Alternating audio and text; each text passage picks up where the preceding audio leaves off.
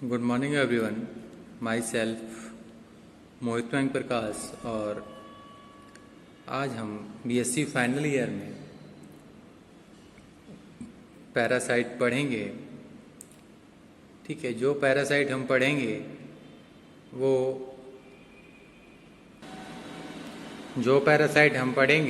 वो पैरासाइट है बाउकेरिया वैंक्रॉफ्टाई। ठीक है, कल हमने इसकी एक्सटर्नल मॉर्फोलॉजी पढ़ ली थी। ये आपका पैरासाइटोलॉजी में लास्ट पैरासाइट है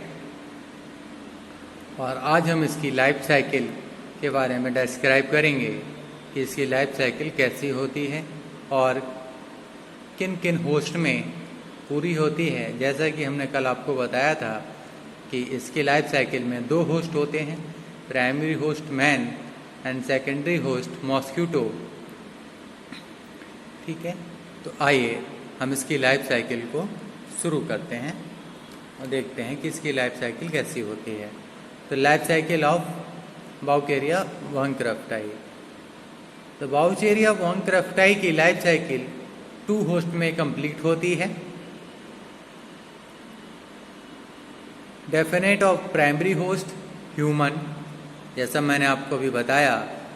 ठीक है, इंटरमीडिएट और सेकेंडरी होस्ट, ठीक है, मॉस्क्यूटो, फीमेल, क्यूलेक्स, यानी इसमें मेल नहीं होगा। ठीक है, क्यूलेक्स में प्रेजेंट होगी। तो स्टेजेस इनसाइड मॉस्क्यूटो। मॉस्क्यूटो में कौन कौन सी स्टेजेस होती हैं, आइए अब हम उनको देखते हैं। फीमेल फाइलेरिया जुवेनाइल को जन्म देती है, जिसको हम माइक्रोफाइलेरिया कहते हैं। क्या कहते हैं? माइक्रोफाइलेरिया कहते हैं। यह माइक्रोफाइलेरिया रात के समय ब्लड के अंदर आ जाते हैं और जैसे ही फीमेल क्यूलेक्स ह्यूमन से ब्लड सक करती है और यह ब्लड के साथ मॉस्क्यूटो में चले जाते हैं। मॉस्क्यूटो में कैसे पहुंचते हैं? जैसे फीमेल क्यूलेक्स ह्यूमन से ब्लड सक करेगी तो ये ब्लड के साथ मॉस्क्यूटो में चले जाते हैं। अगला है माइक्रोफाइलेरिया के चारों ओर पाए जाने वाला सीथ और कवरिंग मॉस्क्यूटो के स्टोमक में डाइजेस्ट हो जाता है और लार्वा स्टोमक वॉल को भेद कर थोरैसिक मसल्स में आ जाते हैं। किस में आ जाते हैं? यानी जो उसकी स्टोमक, जो उसकी कवरिंग, सीथ कवरिंग है, ठीक है, वो मॉस्क्यूटो के स्टोमक में डाइजेस्ट हो जाती है और लार्वा स्टोमक वॉल को डिफ्यूज करके थोरैसिक मसल्स में आ जाते हैं।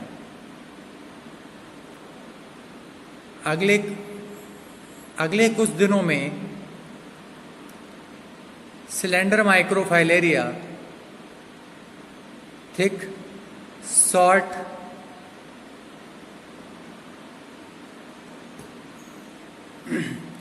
सोरेज शेप्ड हो जाता है और इसमें एक शॉर्ट टेल भी बन जाती है।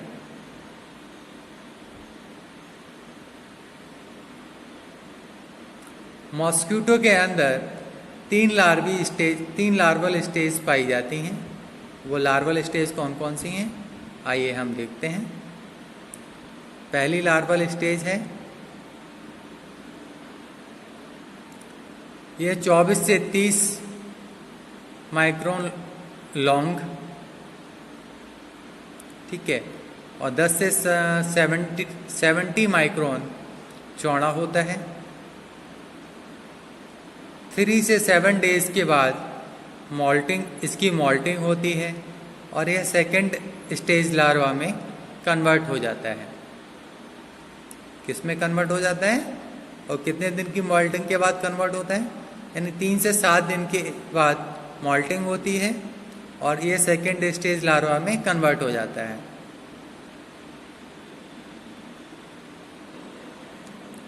अब बात करते हैं हम इसकी सेकेंड स्टेज लार्वी। ठीक है, यह 225 से 330 माइक्रोन लॉन्ग होती है। इसकी लाइफ स्पॉन 10 से 11 दिन की होती है। कितने दिन की होती है? यानी इसकी जो लाइफ टाइम होती है वो 10 से 11 दिन की होती है। इसके बाद ये थर्ड स्टेज में कन्वर्ट हो जाता है। Third stage larvae.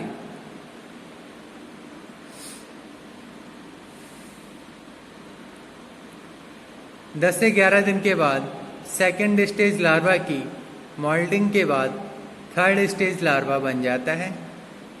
यह 1500 से 2000 माइक्रोन लॉन्ग एंड 18 से 15 माइक्रोन डायमीटर का होता है।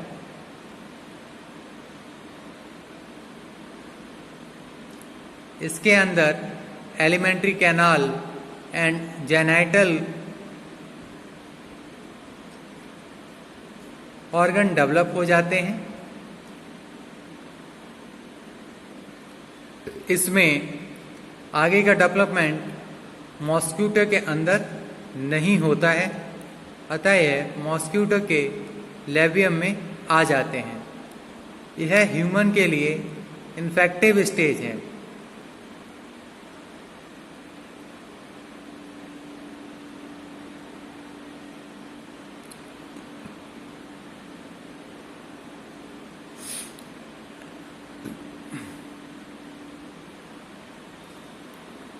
Entrance into man and development into adult worm.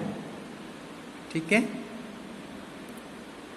और मैन में इसकी एंट्रेंस कैसे होगी और एडल्ट वर्म का इसका डेवलपमेंट कैसा होगा, आइए देखते हैं। जब इन्फेक्टिव मॉस्क्यूटो एक ह्यूमन को काटता है तब third larva stage direct blood में नहीं पहुंचती है, यानी वो डायरेक्ट ब्लड में नहीं पहुंचेगी। मॉस्क्यूटो के लेबियम से माइक्रोफाइलेरिया स्किन के ऊपर आ जाते हैं और स्किन में एंट्री करते हैं और 2 मॉल्टिंग के बाद एडल्ट में कन्वर्ट हो जाते हैं और एडल्ट में कन्वर्ट होने के बाद लिम्फेटिक सिस्टम में पहुंचते हैं।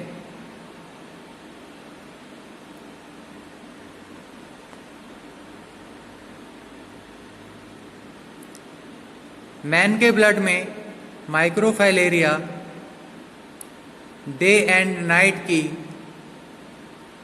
पीरियोडिसिटी शो करते हैं। डे के समय वे ब्लड के अंदर गहराई में रहते हैं, जबकि रात के समय यह ब्लड वेसल्स की सरफेस पर आ जाते हैं और रात के समय मॉस्क्यूटो द्वारा आसानी से सक कर लिए जाते हैं।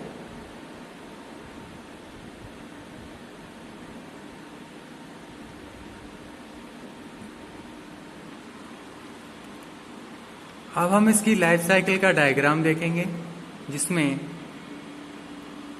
Life cycle of वाउकेरिया बॉन्क्रफ्टाई। ठीक है, देखिए यहाँ पर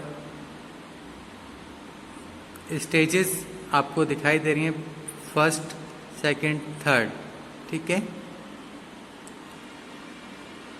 stages in development of juvenile in mosquito. Larvae Metamorphosis in wings and thoracic musculature of mosquito.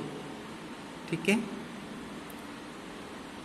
और यहाँ पे क्या है, ह्यूमन में जब इन्फेक्टेड इन जुवेनाइल, ठीक है, और ये आरबीसी में यानी ये मेल में होती है। जब यहाँ पे इन्फेक्टेड हो जाएगा ये जुवेनाइल मेल का जो पार्ट है, ठीक है, infected juvenile transferred from process of mosquito to skin of man ठीक है, मॉस्किटो यानी ह्यूमन के स्किन में ये एंटर करती है। Migration of infected juvenile to lingual lymph glands. Juvenile in inguinal lymph glands, ठीक है। Adult worms life size in lymphatic tissues of man, ये आरबीसी यानी ह्यूमन के आरबीसी में पाया जाता है। Microfilaria in blood,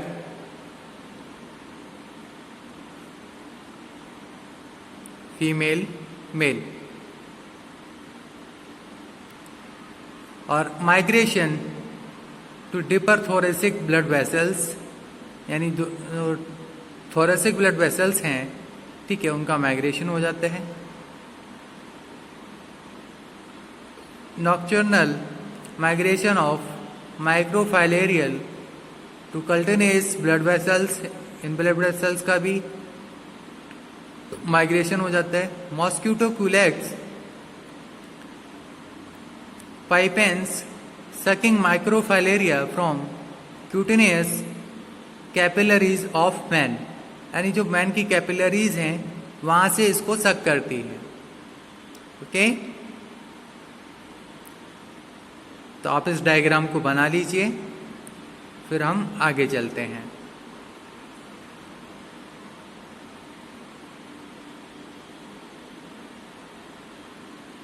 life cycle of Wuchereria वॉन्क्राफ्टाई।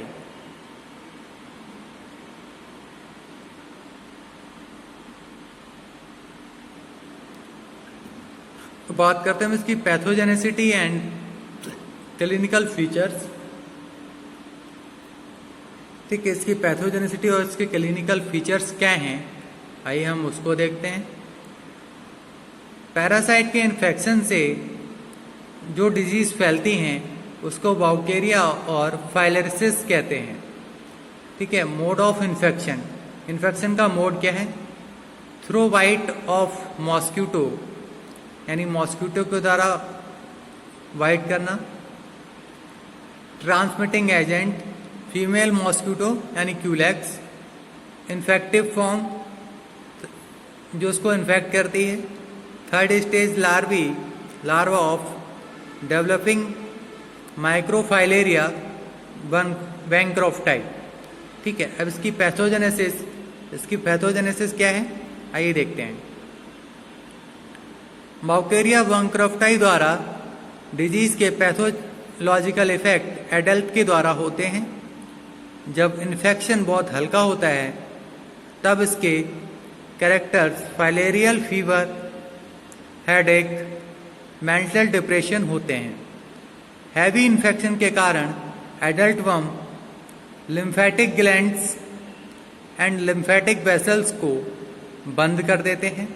इसके कारण कुछ ऑर्गन्स फूल जाते हैं, जैसे स्क्रोटम, लेग्स। इसे हम एलिफेंटिएसिस कहते हैं, यानी हाथी पांव या फील पांव। एडल्ट वर्म के कारण लिम्फेटिक सिस्टम में इन्फ्लेमेटरी रिएक्शन शुरू हो जाते हैं, जिन्हें लिम्फेटिक